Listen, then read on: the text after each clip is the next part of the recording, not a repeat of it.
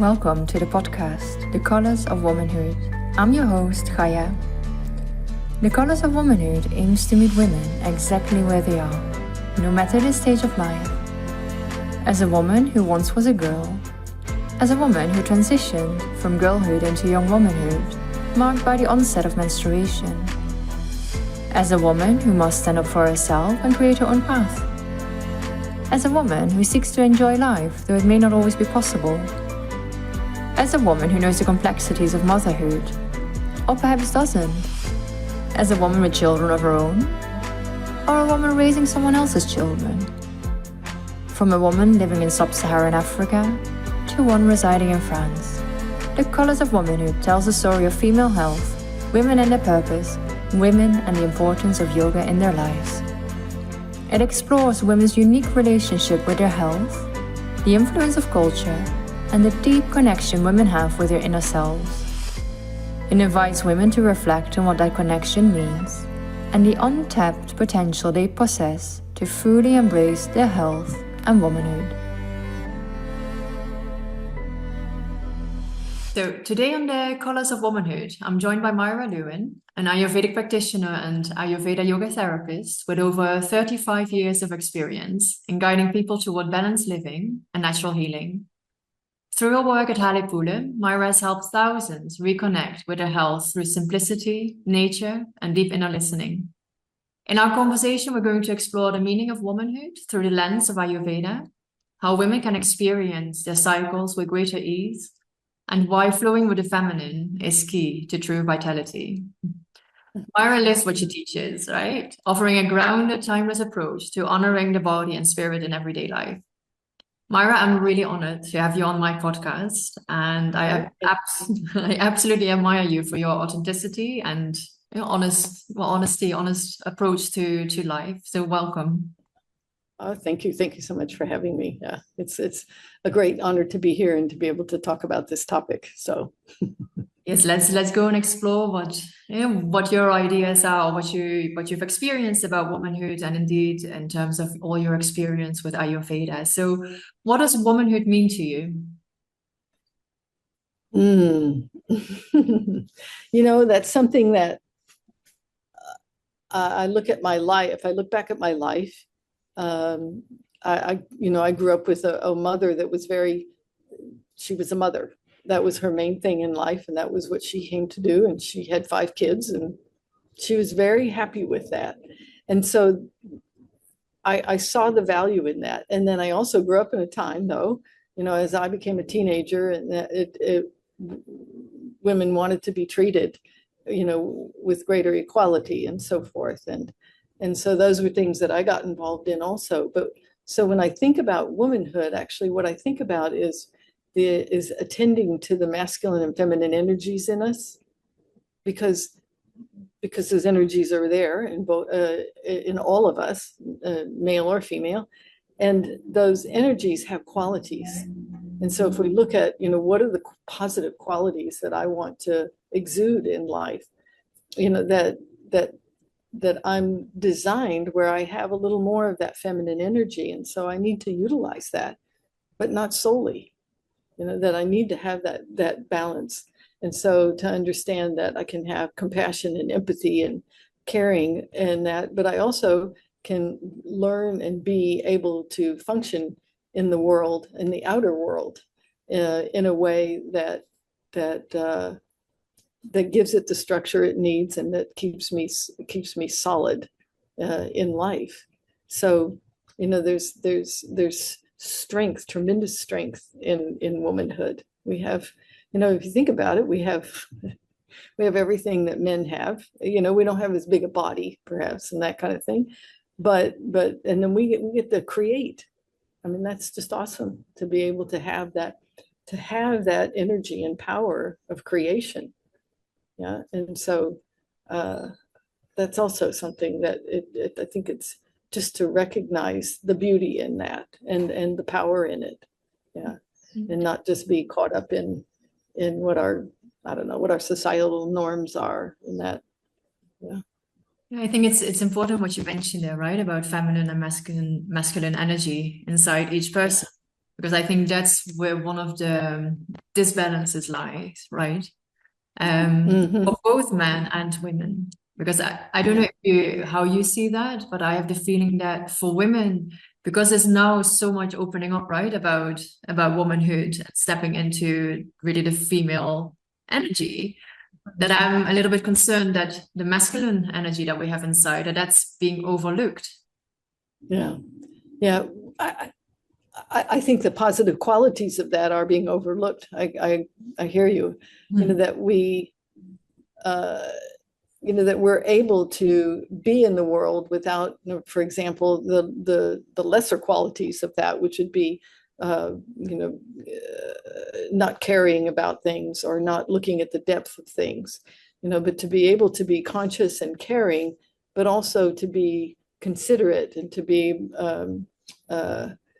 able to have some strength of character. And when I say that, I'm trying to think of an example, something where we are able to function outside in the world, and maybe we're around things that we think are not as good, where we think the values are not as good, or we don't like the way somebody's conducting themselves, that we can maintain that strength of presence in that situation. And I think that's part of recognizing the strength of the masculine in us as well, and being able to do that, without, you don't have to have conflict. In other words, to be able to accept our differences and so forth. Yeah. I think that's an important one, what you say then, also about the conflict, because you would that indeed that women now have to kind of imitate or speak up to, let's say, the masculine energy or the masculine presence, right? Yes. Yeah. And that's one of the things that I see and have been through myself, which is that we end up running too much masculine energy, through the course of our day. And that's something that we really need to watch, because it's not, we don't feel at our best when we're doing that. And we're actually not making the greatest offer that we can make. So again, so that we can feel more relaxed, I guess, to just more relaxed in our presence. Yeah. And I think that the other thing that comes with that is just to recognize, okay, so this is my weaker area, or this is where I feel a little more vulnerable in that, and just to allow ourselves to have that feeling come and go. And then we can find, who am I in that moment? And I think that comes with our ability to easily shift between the feminine and masculine within us. That not that I don't always have to look a certain way, Yeah, no, that's beautiful. Indeed, the shift between masculine and feminine energy inside, and because that's basically all the time happening, right? All the time. Yeah. And that's a real dance. And when I went into the corporate world, it was a long time ago, and I worked in a company where there was a year where I was working in the head office, in the corporate office, and you had to wear a suit jacket in the office. You had to keep the suit jacket on in the office, and you could only wear a blue shirt or a white shirt. And we went around about trying to have a pink shirt, so and I learned a lot about myself there, though, because actually putting on those clothes didn't make me feel more masculine. I felt kind of silly, actually. And so I can remember trying to see, who do I want to be in this moment? How do I be here? And so it's good that we get challenged with a lot of different situations, but that we learn how to be strong when we need to be strong, and on the outside, in the sense of doing business and discussing things and that, but also still accessing our intuition and still accessing that compassionate part of us. Yes, beautiful. At a time when you were in the corporate business, yoga wasn't part of your life yet, was it? No, not then. No. Okay. No, still another 7 or 8 years then. Yes. It came. Okay. Um, how did you experience your womanhood? Um, I would say, I think it's primarily the ability to be compassionate, uh, to be able to be and to recognize that ability to create. Mm. Yeah. And I don't mean just, oh, I'm gonna carry a baby, but it's that I have the ability to have that energy come forth in a way of looking at things that we're always creating in life. And there's destruction as well, right? So we're creating and destroying all the time, and it's all just the movement of energy. And so the way I experience womanhood is number one, that, and then the other thing is to be able to really appreciate, to recognize the masculine in men, and to admire that too. Yeah. And so rather than looking at it as something adversarial, to look at it as something that's quite amazing and quite cool, in the sense that, I mean, they're different. If they were just like us, we would be bored with them, Yes. right? But we allow that difference to be there and see the magnificence of the design in the way we're designed and the way they're designed. And so again, I don't mean just physically, but I mean just their mental, emotional, all of it. Uh, and so just observing that, and that's something I really enjoy. One of the things that I used to talk about was that, and I think about my seventh grade boyfriend. So he was a year older than me, and he was very polite, and he's still a friend now. So, but I can always remember, back then a man would open the door for you, and so I can remember him opening the door, and he just touched my elbow, and just that touch of his presence. Do you know what I'm talking Yes, about? And absolutely. that's masculine and feminine energy. It's like, Yeah. oh yeah, I can be perfectly fine in this, and he's perfectly fine there, and enjoy it. Yes. Yeah. So I like that. Yes, I think it's an important aspect to really go back to, right? Because Mhm, it's so simple, but it seems to be maybe even kind of forgotten. But it's indeed what you say. mhm. If a man does open a door for you or lets you go first, I mean, yes, Yeah, it's really something exactly. important to that. Yes. Yeah. It's as if he's saying hello also to the feminine aspect. Yes. Yeah. Yeah, Yeah, it's beautiful. very nice. Okay, so part obviously of women is a menstrual cycle. Um, how were you connected to your menstrual cycle? How has your life been throughout the different phases of your menstrual cycle? Yeah. Well, it was my early life. It was painful. It became irregular by the time I was a teenager. Yeah. I started menstruating very young. I was 8. Hmm. And so, um, and, and, and then it had times where it became irregular, and as soon as I came to Ayurveda, then it was no more issue. Yeah.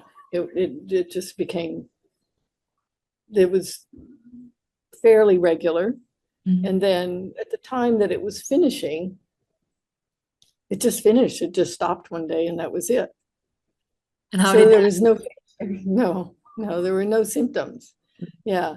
I can remember talking to a friend one time, and saying, we were in the car going somewhere, and we were about the same age, and saying,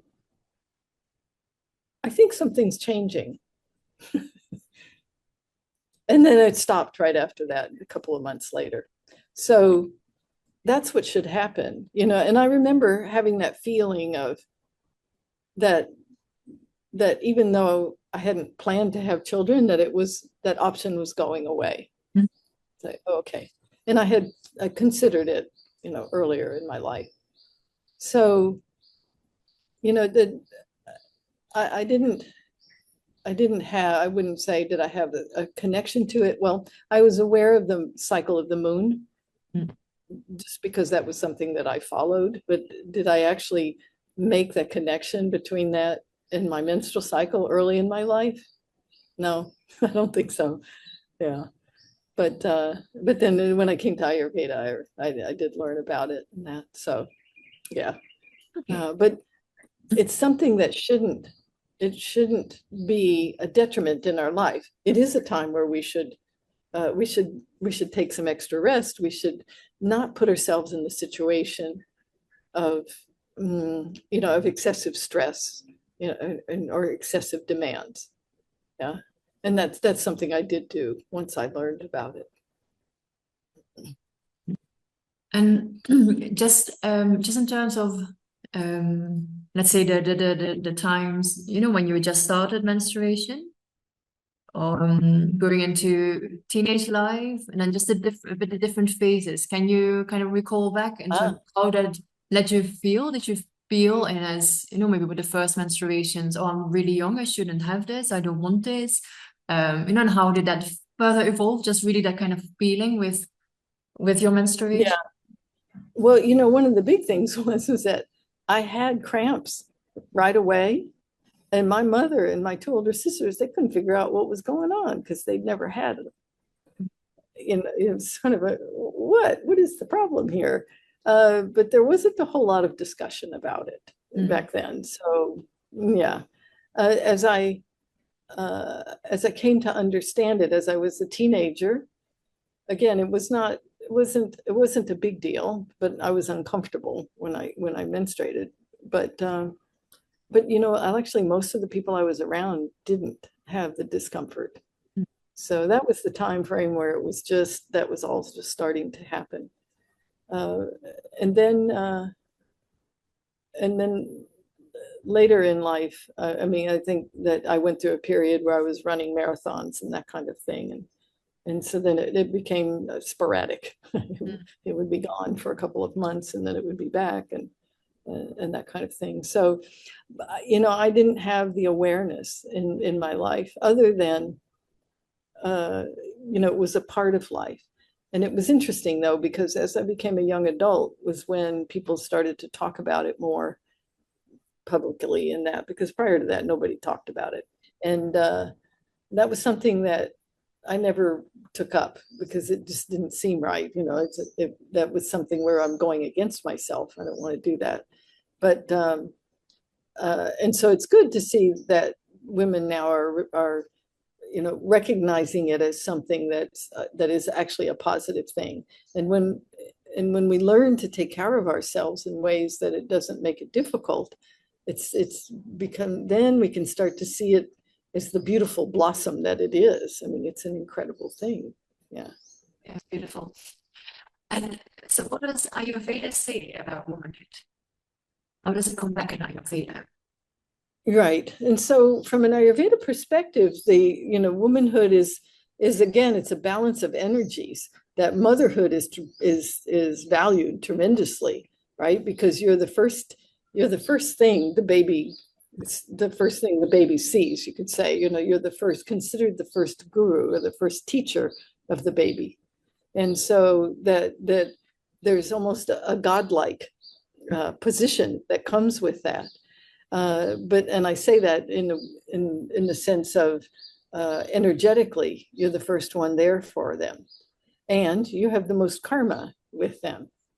So there's a relationship there, I think, that's almost indescribable because there's such a strong connection.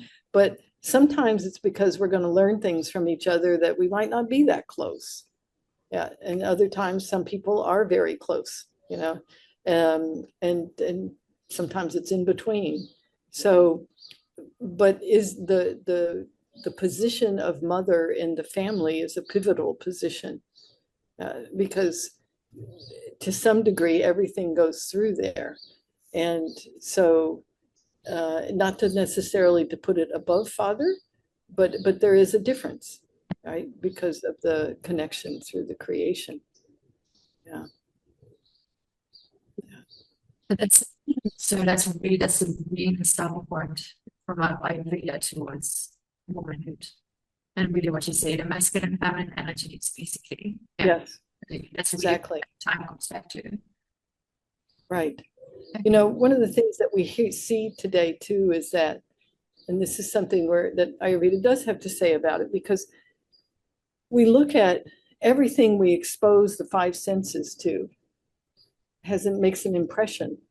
And those first 7 or 8 years of life are so critical. And so it's considered mother's responsibility to have that be as gradual and less offensive as possible. Because everything is having an impression, and the baby comes out, even if the baby's not perfectly healthy, there's sattva there, which is the balance and harmony of nature. And so it's up to mother to cultivate that, to keep that going. And that's why it's so important for children to have a sense of that mothering, and to have a sense of the feeling of safety that comes from that. Like from my own experiences, as becoming a mother, I mean, there's something inside that I don't want to say changes, but that becomes very, very present.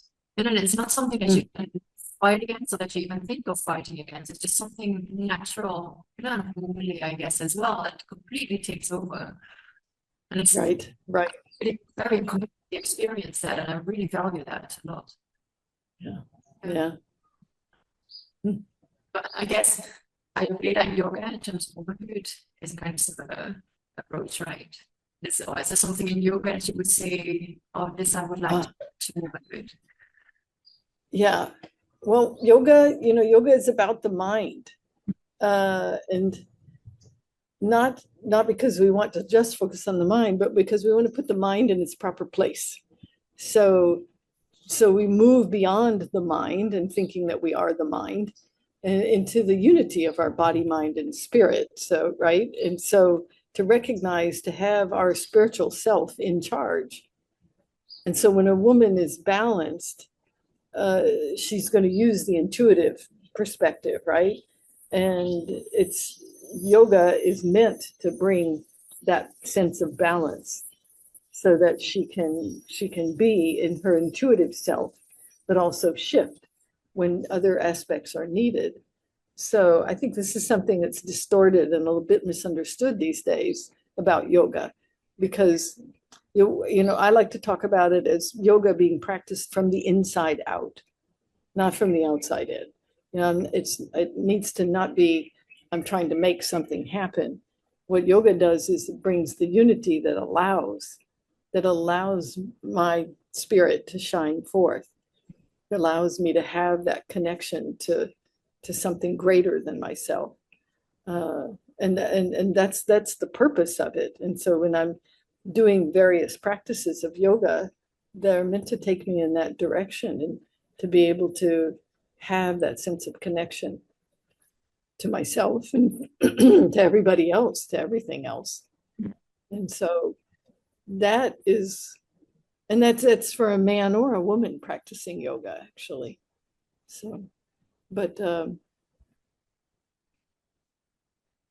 yoga, it was over a period of time when we've been in a more patriarchal time, that it gets presented from the man's point of view.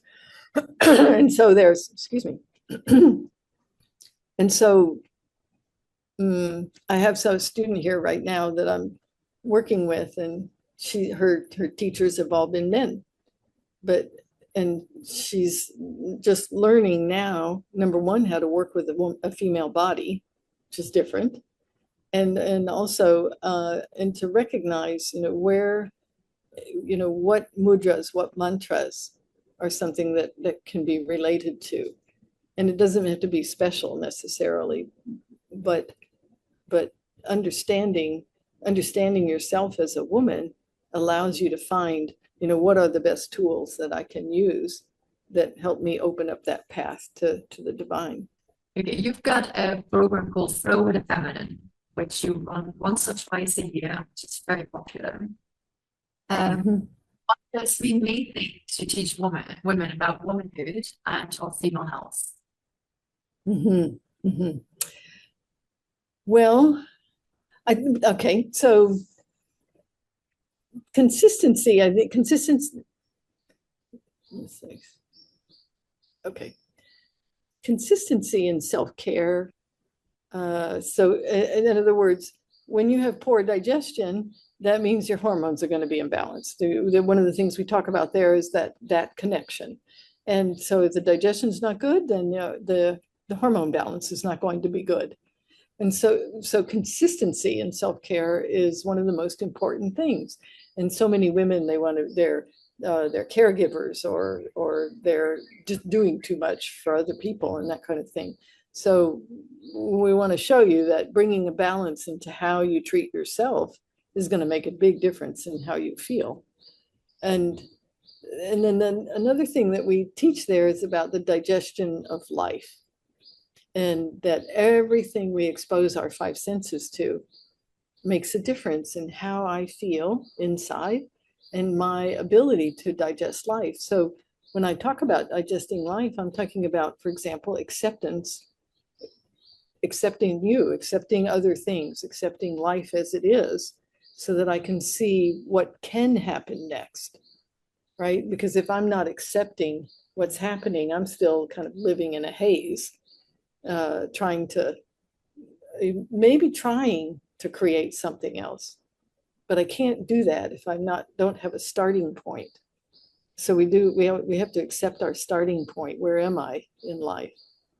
And the 5 senses, our senses get pretty attached to certain things. We get attached to certain tastes when there's imbalance in the system.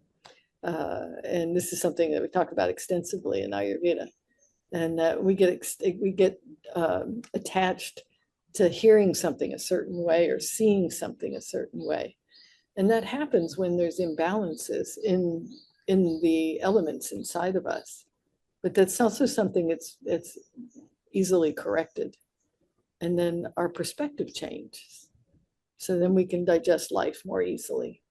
And the other thing about being able to digest life is that's when I can find my best choices. Sometimes we get in a situation, we feel like, oh, I don't have a choice. I have to do this thing and that. And it's maybe because we have the blinders on. We haven't allowed ourselves to actually see what the possibilities are. And then I think the one other thing that we teach in the Flow with the Feminine is that most of our problems come from our own beliefs. And the thing is that, so for example, many times we have maybe it's a certain area of life, maybe it's all of life. We have this belief that there's something wrong with us, oh, there's something wrong with me, or I'm inadequate somehow. Yeah?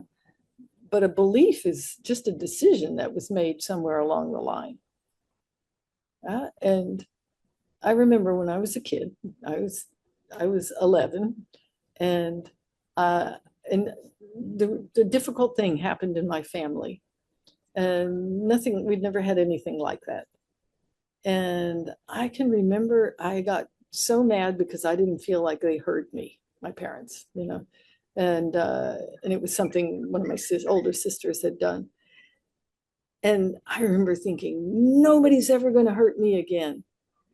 Wow, it took me a lot of years to work past that one. But then I realized, I remember standing on the street that day, making that decision. And so then I could change it. It's like, no, I can't keep people from hurting me. If I choose to be hurt, I'm going to be hurt.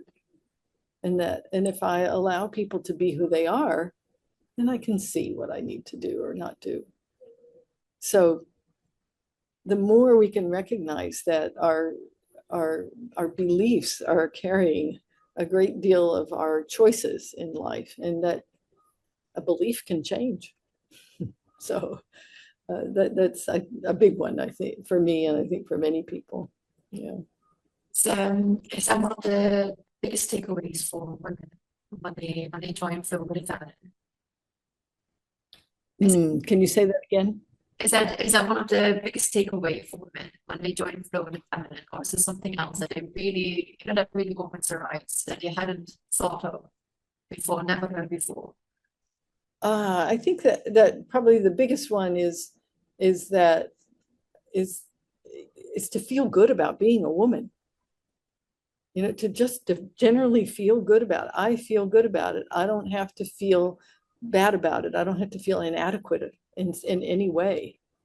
And that my power comes from inside, and it's there. I just have to access it. So I think that, and it comes down to those beliefs. Yeah. It sounds so, when you say it, it sounds so simple and so natural, yet it's so difficult at the same time. It does feel difficult. Well, because, you know, it is simple. And, you know, the most powerful things in life are simple, and they can be some of the more difficult things too. But we have it in us. That's just it. That's the whole thing with the belief, is that we have the power in us. And you know what keeps us from that is actually just our ego. This is something we talk about in Ayurveda quite a bit, because we have, and in yoga, that we call it the ahamkara, that ego that forms, you know, because we want to function in the world, you know, we need to. And then we develop some attachment to this image of ourselves. And these days, especially because we overuse our intellect, that we recognize then that, you know, between the intellect and my ego, it's difficult to actually get to the truth of things. And so it does feel a little bit like cracking an egg, you know, that we just, and maybe you have to just smash it. So there is that, you know, we talk about it in terms of shaving off the sharp edges of the ego. Yeah. And just recognizing that none of us are perfect. Nobody ever was. And we're perfectly imperfect as human beings. And it's really great. You know, the thing is, you know, if you think back 10 years ago, have you changed? Yeah, you've changed. Yeah. Some things have changed. That's the way it happens. Yes. Nobody ever said it was going to all be the same. Yeah. But the more disconnected we are from that sense of our spiritual self, the more we tend to build ego and try to overuse the intellect as a way of getting around it. So, and that's where a lot of the talk and the things going on today are so important, because then we can all become just a little bit more real with ourselves and with each other. Is that because one of the questions goes into, if you see a particular trend in which womanhood is developing, do you see that there is a need to go more to this, what you've just been explaining? Do I see a need? Well, I think that there's a pendulum that swings, right? And so we do tend to go to extremes to be able to recognize things sometimes as human beings. Yeah, but the extremes are really not where we need to live. And this is something in Ayurveda that's quite significant, and that is that it's in the moderation.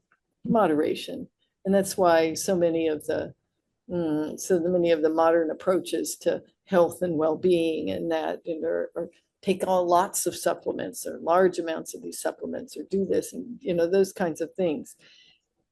And, you know, they don't work. It's sort of like it's poking at the problem, as opposed to what we do in Ayurveda is that we give herbs, we give suggested things to do on a daily basis. We give treatments in that to support the natural function of your body and mind. And all you have to do is give support, because it knows what to do, because it's part of nature. That's the thing that's so amazing. Yeah. But back to what you were saying about flow with the feminine, you know, the biggest thing is that what people get from it is that there is a solution. In other words, that you don't have to keep living with all these symptoms and those problems and hiding behind or worrying about coming to menopause. No, there's a solution, and menopause is not all the things that people think it is. Those are all symptoms of imbalance. I had two ladies here today that they're just at that point in the early 50s, and it's no, no, no, this doesn't have to be this way, and it will go away actually quite quickly. Yeah, and we just have to, but it does require change. We just need to recognize that the body is just responding to what the information, the inputs that we're giving it, whether it's our mental input or the food input or not having enough sleep or those kinds of things.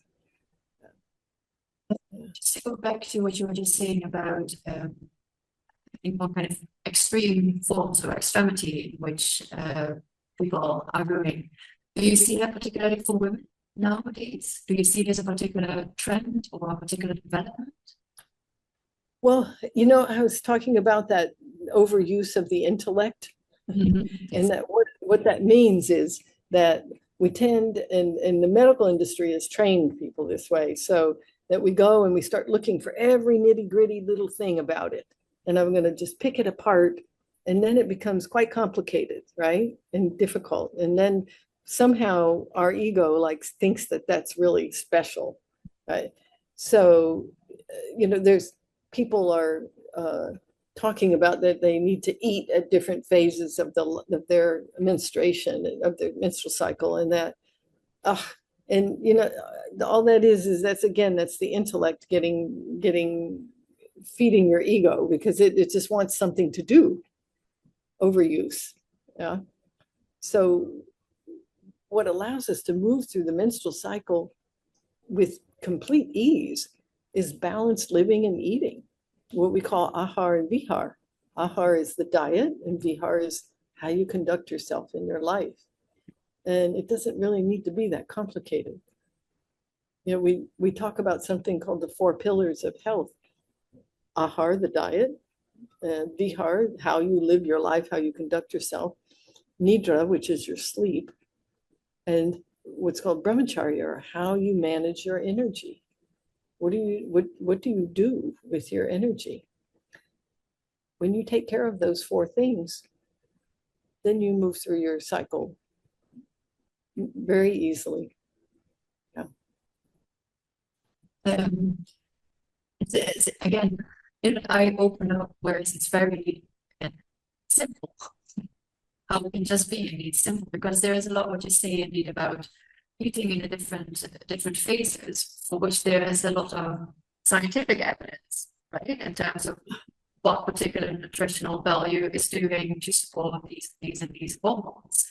And I have to admit, I've started doing that as part of deeper inner work as well, and I have seen shifts happening, positive shifts though. But I'm really very fascinated and interested in Ayurveda and what you're saying. And this is what I said, just authenticity and simplicity from it, what I find really important. But so just for myself, I'm trying to see if they have to come together or not at all, because I do have that experience that having this change the phases. Right. Well, here's the thing, is that if you're having a reasonably balanced diet as you go along, then it doesn't have to be, it doesn't have to shift like that. Okay. Yeah. So it depends on what's going on in a little bigger sense. It also depends on what's going on in the rest of your life at that time. So, yes. So, you know, if there's scientific evidence, well, yeah, okay, they might do studies with people, but also if it's done in a laboratory, then it's not your body. But also, we're not all exactly alike, and we're not all going through the exact same thing at the same time. So, for example, if you're going through a menstrual cycle and you're in the process of a divorce, it's going to be different than if you're going through your menstrual cycle and you just got a promotion at your job. You know what I'm saying? There's so many factors there. But the idea and what we teach is that you have a balanced diet as you go along. So you make shifts with the season, because nature will give you different things. Yeah, and also in the weather will change, the food will change, not dramatically, depending on where you live, but notably, and then that's it. Yeah. So it doesn't have to be more complicated than that if what you're doing all along is reasonable. Yeah. Okay. Last question here, Myra. What would be your biggest advice to women?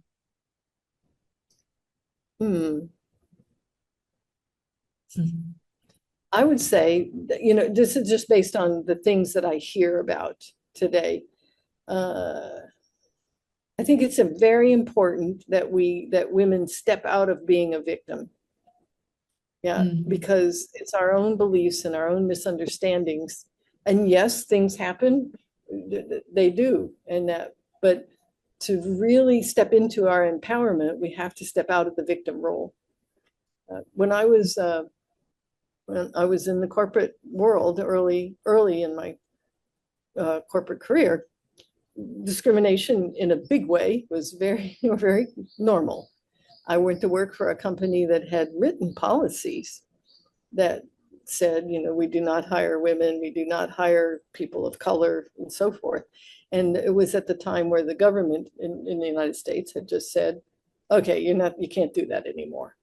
But this is a very large company, and it took time.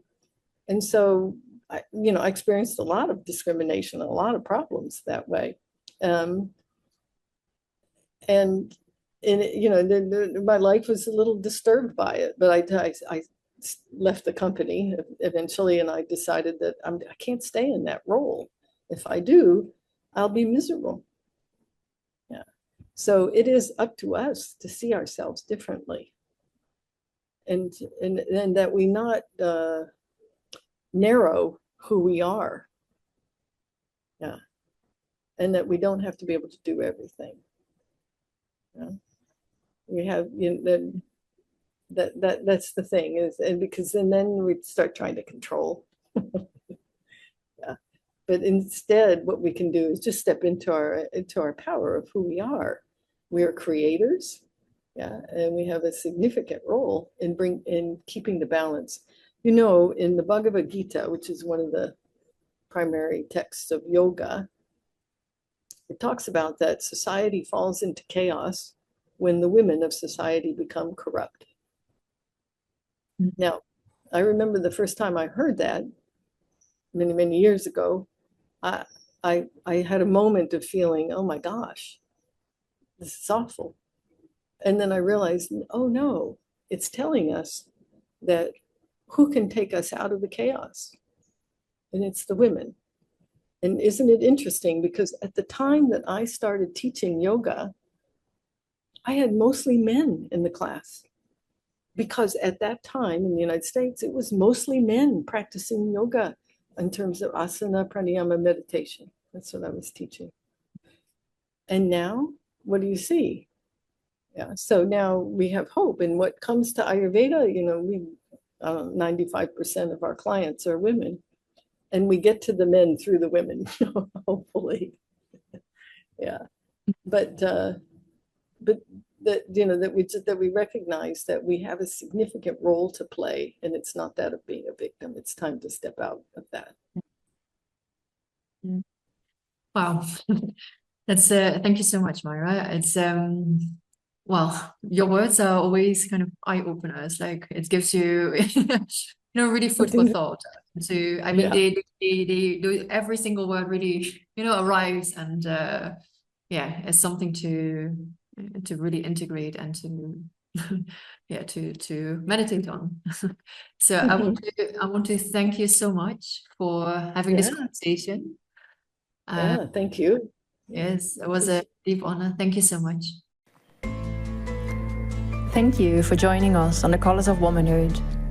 Whether you found a piece of yourself in today's story or it opened a new perspective, I hope it reminded you that your path, in all its colors, is valid, sacred, and worth honoring. If you're curious to explore your energy levels and reconnect with your inner energetic potential, I invite you to download Energize In, a free resource designed to give you a gentle yet powerful taster of what's possible when you tune into your feminine vitality. You'll find the link in the show notes. If this episode moved you, feel free to share it with a sister, a friend, or someone navigating their own womanhood. And if you feel called, leave a review or message. I love hearing what resonates. Until next time, keep listening to your body, nurturing your spirit, and embracing the full spectrum of your womanhood wherever you are in the world.